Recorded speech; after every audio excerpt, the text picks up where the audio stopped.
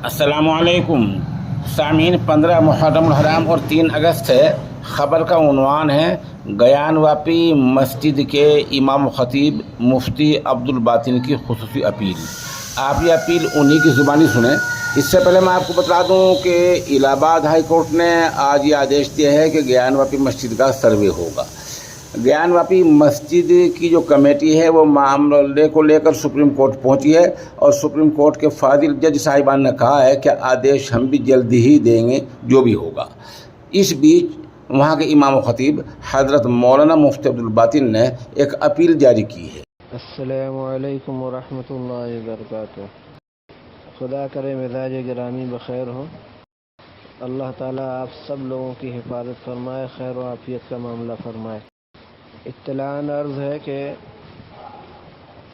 آج جو high court سے ہم لوگوں کے خلاف فیصلہ آیا ہے کہ گیان واپی مسجد کا سروے کرایا جائے گا، تو اس فیصلے کے خلاف ہم لوگ سپریم کورٹ جا چکے ہیں، اور الحمدللہ ثم الحمدللہ یاچکا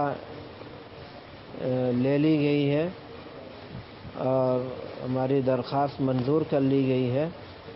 جو ہمارے وکلاء ہیں اس بات کی کوشش میں لگے ہوئے ہیں کہ آج ہی سنوائی ہو جائے۔ اگر اللہ تعالیٰ سپریم کورٹ کے جج کے دل میں یہ بات ڈال دیں، سنوائی کے لیے تیار ہو جاتے ہیں، تو اللہ کی ذات سے پوری امید اور یقین ہے کہ انشاءاللہ اسٹے لگ جائے گا سنوائی یہ سروے پر، اور پھر ہم لوگوں کی کامیابی ہوگی۔ تو یہ اللہ تعالیٰ اس کے دل میں بات کیسے ڈالیں، کیسے ہمارے حق میں فیصلہ وہ جج صاحب کر دیں، اس کے لیے اللہ کی طرف رجوع کرنا بہت ضروری ہے، اور وقت بہت کم ہے۔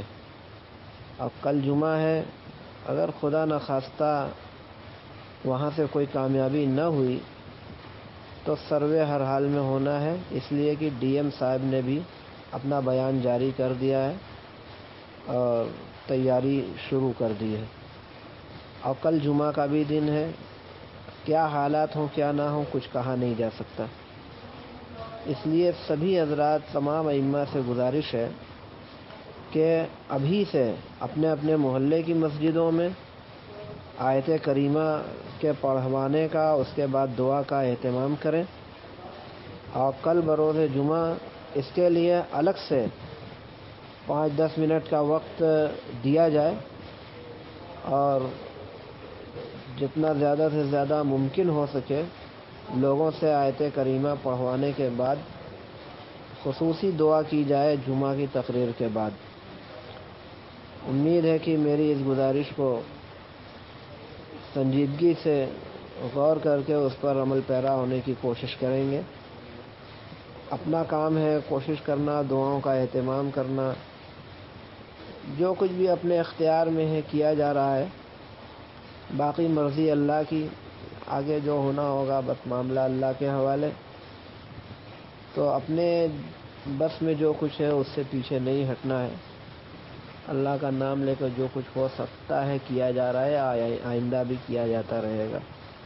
آپ حضرات دعا فرمائیں اور اس گزارش پر سنجیدگی سے غور کر کے عمل پیرا ہونے کی کوشش کریں۔ السلام علیکم ورحمۃ اللہ وبرکاتہ۔